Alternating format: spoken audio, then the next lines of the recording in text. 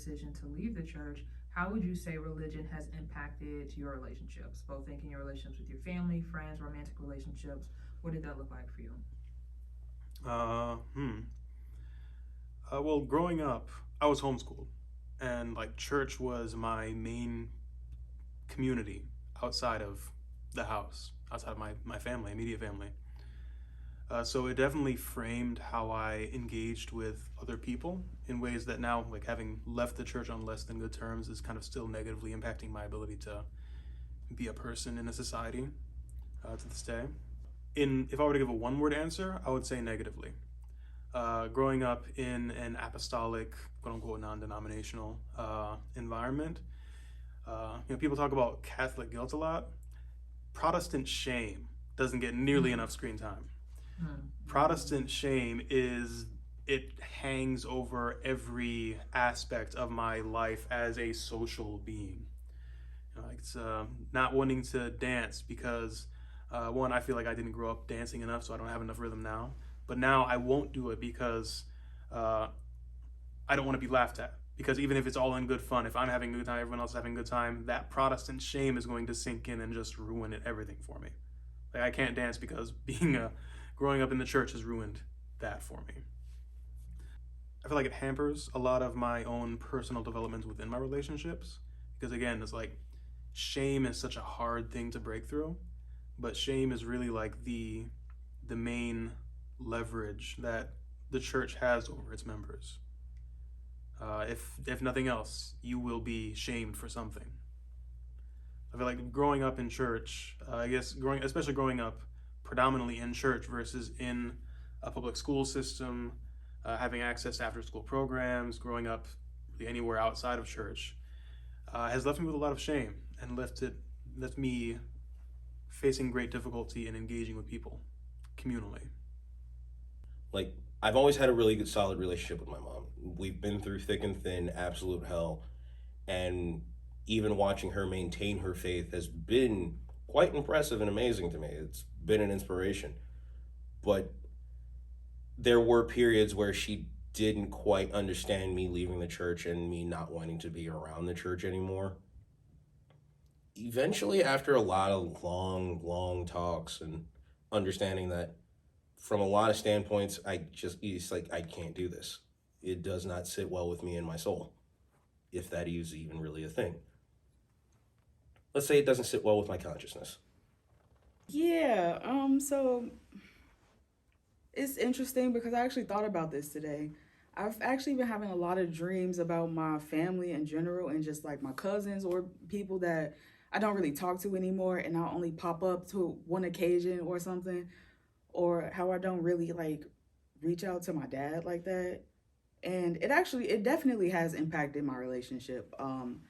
It's hard to be in those spaces and feel like I can completely be myself in front of them without there being any tension or without my dad trying to bring God into every equation. And I'm just like, I'm not open. I'm genuinely just not open to hearing it. Like, so I think that I've pulled back a lot in my relationships. And it's hard. It's very hard sometimes. The fact that I have dreams about it, it's just like wild as fuck to me. Because there's obviously some type of like trauma or, something my subconscious is trying to really figure out and like deal with. Yeah. I honestly lost the vast majority of friendships within my last congregation or general denomination that I belong to. Following a very deeply traumatic and unfortunate series of events that led me to leave, basically, where my reputation had been dragged through the mud, a lot of which wasn't even true, heavily exaggerated, and I was made to look like this this terrible person that no one wanted to be associated with, all over stuff that largely wasn't even factual or was heavily exaggerated. And given my age at the time, especially, I was 21 when this began. It's not even like I was 35 or 45 or, an age where people would have you or hold you to a very high standard in terms of maturity and things like that. And after all of that occurred, it was, terrible. It was a lot of things being said about me on the internet and spreading word of mouth through, person to person. And it just was a hot mess. And eventually, after trying to stick it out for over a year from the point where it started, I just made the decision to walk away. It was affecting my mental health, my health in general. I had gone to the ER, I had passed out behind the wheel of my car, I was breaking down, drinking very heavily, to the point where like I was getting drunk like every other day just to deal with the mental anguish and the bullying, quite frankly, that went on during that scenario. So when it came to the vast majority of the friendships I had within that organization, I lost pretty much all of them, either because they proactively told me they didn't want to be associated with me or seen with me or whatever because of all the drama that was going on, or because I realized that they were treating me differently, and they might not have had the guts to come out and say it explicitly like others did, but it was clear that they were treating me very differently and didn't want to be bothered with me. So all except for a very small portion of those friends, I ended up no longer having relationships with. And then as far as my family, my relationship with my family definitely was strained following all of that drama, because speaking about my dad's side, because the support that I needed during that time wasn't given. And years of therapy has helped me to see that perhaps I could have communicated my needs differently and been a little bit more insistent about what I needed during this hard time for them to do and support me. However, also, therapy has also taught me that given the fact that they were all drastically older than me, most of which old enough to be my parents, I shouldn't have had to do all of that for them to say, we're not going to stand aside as all this is happening to, this relative that we supposedly love so much. And not only are we not just going to stand aside, we're going to actively be there to listen to her, to support her, to encourage her. We're not just going to act like none of this is happening, or we don't see the impact that it's having on her, or maybe have one or two conversations about it and then just like, okay, are you coming back to worship? Or, not just glaze over it as if it wasn't as serious as it was. And then years following, up until recently, when I had to draw that hard boundary, thanks to me switching therapists to one who was much more action oriented and no nonsense than my previous, up until recently, when I had to explicitly draw the boundary of, if you cannot talk to me without trying to preach to me, proselytize to me, whatever, without trying to bring your religious beliefs into the conversation and try and get me to go back to what almost broke me. If you cannot talk to me without doing that, then we cannot talk. And I wish I could say it went better than it did. It didn't go all that great, but I guess, time will tell in the long run how that's going to play out. My nigga told you, Timothy started the show. Don't call me nothing else. So you talked about your parents being religious. Yes. When it came to other people in your friends' family, do you have a lot of people in your life who are religious? I mean, everybody in my family is religious to an extent. Maybe not friend-wise, not as much. I think because as we all got older, we all kind of started branching out from like the church. But family-wise, oh yeah, everybody go to church. Everybody woo. Now, do they act religious? Absolutely not. They act like heathens, just like everybody else. But they use religion as a fail-safe to kind of justify what they do and how they raise their kids and all of that. So I would say yeah. Okay, so reflecting on your time growing up in church and just how the interactions with family and friends, and thinking about your relationships with people since you left the church, how do you think religion or faith has impacted your relationships with folks? As a kid, I was an asshole because I was Jesus first. Was. So God was everything.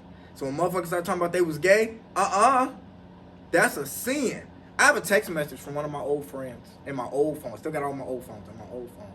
and this was shorty. I wanted to fuck on her sister, but I was younger. But she was gay, and I was like, okay, and I was like, that's a sin according to Jesus and them, and it ruined our whole friendship. Cause she thought I was telling her she was going to hell, and I was like, no, Jesus said that. Like, that's not me. Like, and I was so intimate about it, cause I was like, I didn't say that. That's in the word. I copy and pasted from the Bible app. Like, that's what it said. Like, it wasn't me. But I see later in life, like, that's you telling somebody, like, you feel me, you going to. So, as a kid, it kind of created some rifts. And then I was just like, I'm still going to have religious as, like, my background. But, like, I don't have to be a Bible thumper, like, in your face, yada, yada, yada. Because me, personally, I've always believed your relationship with God or the non-existence of that relationship with God is between you and him. So, I always believed I'd rather believe in him and he's not there than to not believe in him and then he is there. Because that'd be fucked for you to die and be like, Jesus is looking at you. And he'd be like, damn. And now you're going to hell, right? You see what I'm saying? Like, that's a wild afterlife. When I can just be like, hey, I always believed in you, G, you feel me? And I might still go to hell. But at least I got past the first part. Like, the first part is believing. So, you feel me? I did the first part. I don't know about the rest of that. Because I still be sinning. But, you feel me? We all human. So, like, when you're thinking about, like, the role religion or God has played in your life, how do you think this impacted your relationships with other people? And also, how do you think it also impacts your relationship with yourself?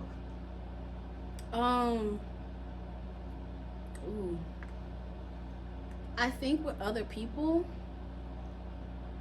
they just think I'm Delulu all the time. And when they see me out here wilding, because I do be wilding, and they're just like, they don't say it, but you can see the judgment in people's tones and their faces, and when I be regaling them with my host tales and all this type of shit, they looking at me like, I bet you wouldn't have did that if you had God. False. Actually, I got God, because you only need a congregation of one, because God is in you. Absolutely. 2, are you mad because you wasn't able to do that? And I feel like it's yes a lot of times.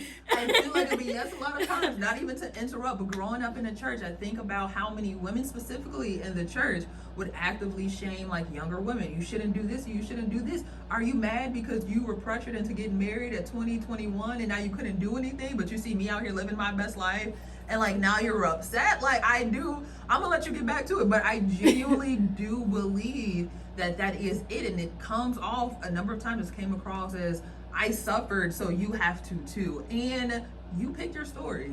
That ain't got nothing to do with me. That's between you, God, or whatever you had going on. Whatever deity you got.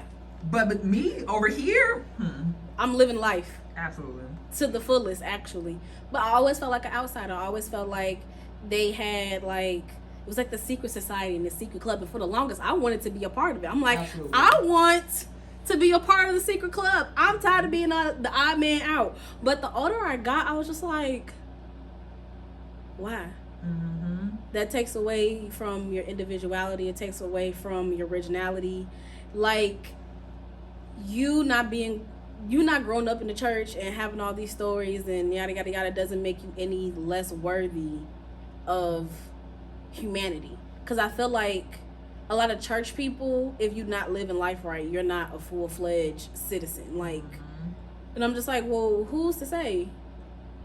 Who's to say? Elders are wise because they have lived life. Not because they were scared, not because they were skittish. They really got out there and they were doing things, and now they have these stories and these tales to pass down to the next generation. You living scared over something that may or may not be true, it's crazy to me. I personally can't get down like that, because I always knew that I was going to have kids, and if I didn't have kids, I was going to have nieces and nephews. And how am I supposed to warn them about the dangers in life that I have not experienced, because I was too scared to be like, oh, I never kissed a girl, or I never smoked weed, or I never drank alcohol. I would be a shitty ass elder if I actually listened to these rules and followed the stipulations and lived life by the 10 Commandments. You know what I'm saying? Like, but that's just me. But as far as like my personal relationship and stuff like that, I can only bank on me. And I wholeheartedly believe that whether I would have found God or not, I would have been okay. Cause I got a praying mama, and she would have held on my lightweight from the time I came into this world to the time I went out. And so, like, going back to that, like, with you and your mom, I know, like, the church thing wasn't for you growing up. Was your mom also just very free reign with, like, whatever you believe in, allowing you to come to that moment? Did you ever feel like there was any pressure there? Being the wild child, it was a little touch and go, cause it got to a point where my mom was just like, God would do a lot of amazing things for you if you just kind of dabbled. And I said, that is so crazy, because when I talked to him last, he didn't give a fuck. And neither do I. So it was a little pressure because she saw the road I was going on. And now that I'm older and in therapy and really seeing like life through her lens, as I'm like healing my inner child and stuff like that, I can see why she was concerned and why she brought up, like, God will fix a lot of things if you allow him. And at the time, you know, you being young and dumb, I was like, I got this. And you know everything. Right, girl, knew nothing. Nothing at all. Just young, dumb. I could have got kidnapped. I would have been gone. Had no clue what the fuck was going on. Whole time, the moments reflecting back on your youth when it's a lot of things that, like, this could have went really bad for me, like, on some real, like, not even joking, I could have died type shit, it hits different. And I'm just like, damn, Jasmine, she was giving you the keys to the kingdom, bitch, and you just didn't listen. But I think that makes my relationship a little bit more authentic too, because now, like, I'm really fucking with him because I want to fuck with him. I'm not fucking with him because it was the thing you were raised to do, or it's just the thing to do. I fuck with God because without him I wouldn't be here. You know what I'm saying? That type of thing. So I feel like she would be cool if I popped up and be like, I'm Catholic. She was like, at least you believe in something. You gotta believe in something bigger than you. I think is what she was trying to garner. Do you feel like you being agnostic, or you not necessarily staying in church or sticking with those beliefs, do you feel like that has impacted your relationships at all with your family and friends? Honestly, not really. Everybody that I'm still very close with is aware of my beliefs. They haven't really changed their opinion of me at all. Every now and then they do jokingly say that I need to get back into church, or else I'm going someplace that's not very fun. They don't actually say that. I'm just talking shit. But, you know, every now and then they do try to, like, kind of push me back on the right path in their words. And I won't lie, I definitely do consider it at times. Like, I have thought about, like, really getting myself to sit down and, like, try to get through the Bible for myself as an adult to see if it is something that, like, I really follow and have faith in. But a lot of what prevents me from doing that personally is that there's a lot of things I feel just about the existence of God that don't sit right with me, in the sense that it feels like there's a lot of evil that goes on in the world that I just can't fully wrap my head around. Like, if there were, like, some omnipotent deity that is fully capable of stopping those things from happening entirely and then continues to let them happen, just doesn't really make sense to me. I know that there's a whole explanation for it that many religions have for why the things happen the way that they do, but it's never sat right with me personally.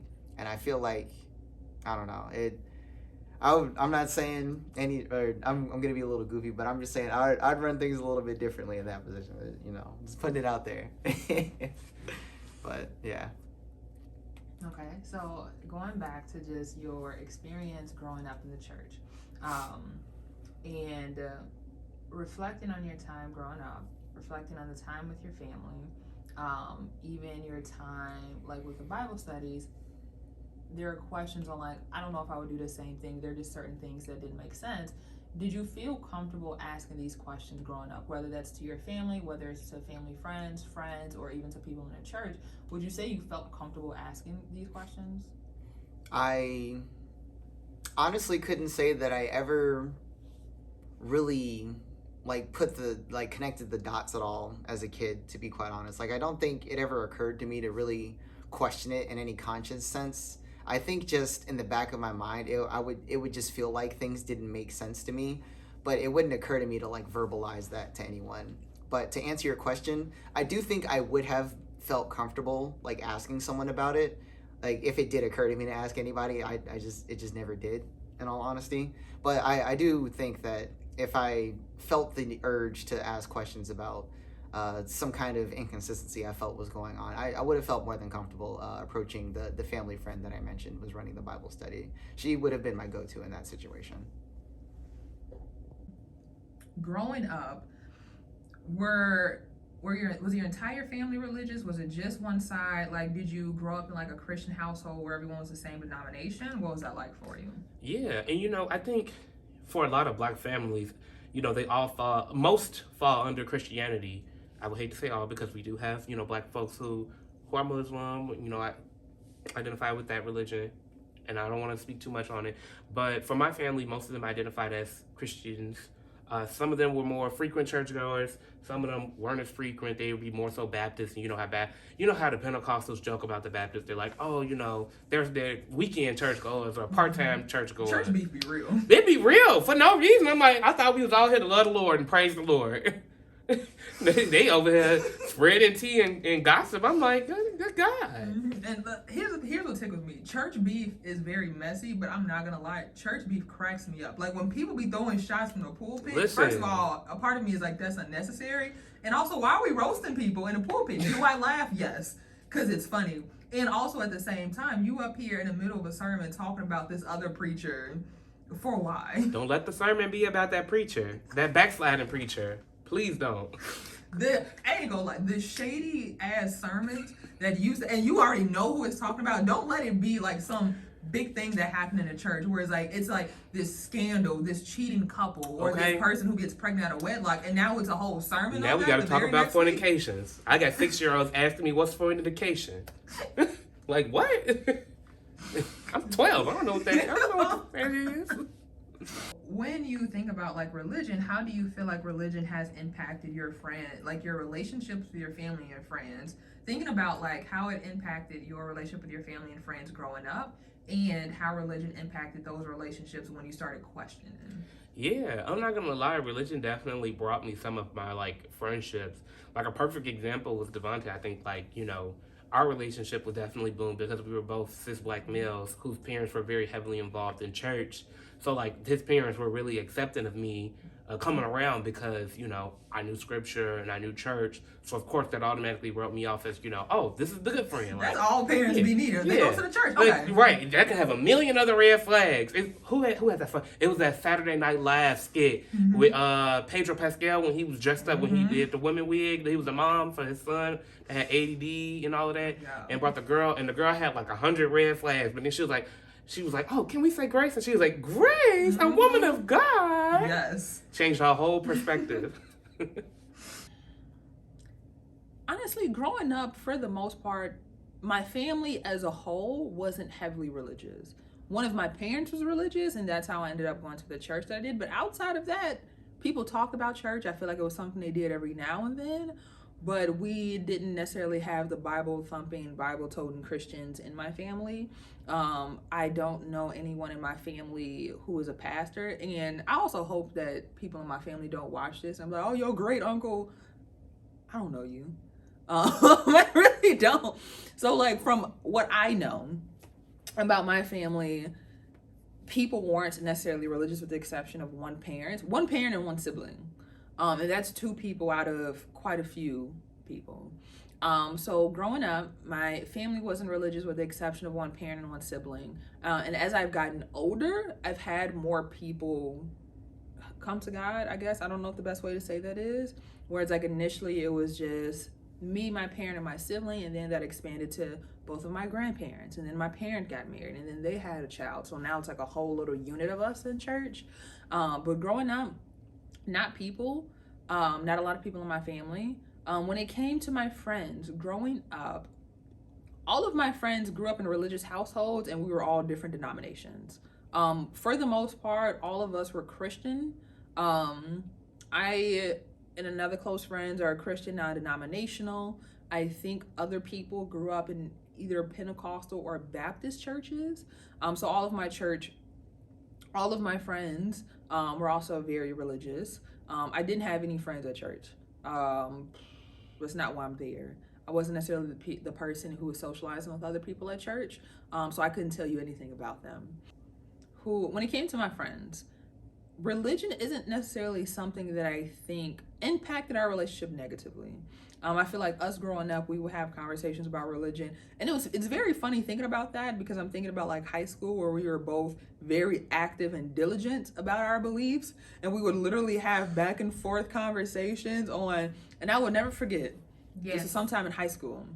Wendy's on, what street was that? Like right off State Street, like a block off State Street, whatever street that is.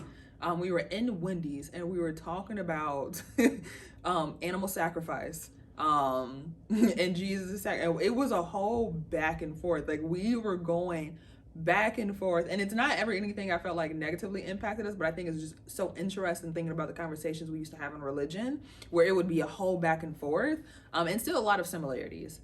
So I feel like that's something that I feel like we connected over, and I feel like to this day I'm still grateful, because I feel like both of us grew up in church cultures that were similar in a lot of ways, and also both within the last 6 years have started deconstructing, because you say you've been deconstructing for about 5 years, or started that journey 5 years ago, and then for me it's within the last 2 years, and then I had another friend who was also religious who has also deconstructed, and it's been actually very interesting to actually have two of my close friends who were both very religious, all of us very religious when we were young, and started deconstructing as we've gotten older. And it's been very interesting to see us really navigate through different periods of our lives, right?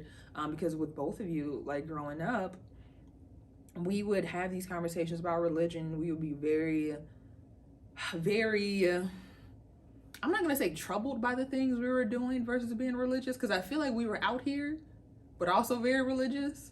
And it's just, those things just, coexisted how they coexisted. And so when it comes to the friend front, I think it's all smooth. When it came to stepping away from the church, I actually haven't experienced as much pushback as I thought I would from my family. I thought it would have been a much bigger thing. I thought it would have been a much bigger deal. I thought people would have called an intervention. Like my family did. I feel like it was one of those where it's like, I'll get the whole, oh, we miss you at church, oh, we love to see your face, but not a lot of pushing, which is something that I am incredibly grateful of. And I also feel like, especially with really close family friends, after talking through my reasons for leaving, I feel like people were a lot more understanding than I thought they would be. Do I feel like they probably feel different in their heads? Do I feel like they probably be having these sidebar conversations? Potentially.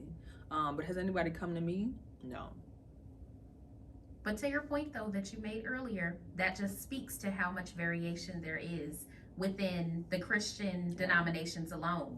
Absolutely. Do we observe Mosaic law? Do we look at the 10 Commandments? Do we just completely omit the Old Testament? Like, there's so much variation within that alone, let alone religions outside of that. And I will also add, I feel like that's why it was really hard for me to believe that, only one religion or only one doctrine is right, or like the right. I was like, first of all, we have this book where everybody is going to have their own interpretation of like scripture, and it was this constant idea being taught that like, we are the chosen ones out of everybody in the world. We're the ones that got it right. Everybody else is going to burn or cease to exist or go to hell or whatever the situation is. But it's like, even when I think about people, even within the same specific denomination, right? Even when I think about all of the people that went to church growing up, even they didn't agree all the time on scripture. So like, to your point, definitely a lot of variation. I feel like that variation just really makes me doubt that there is one singular truth. Same here.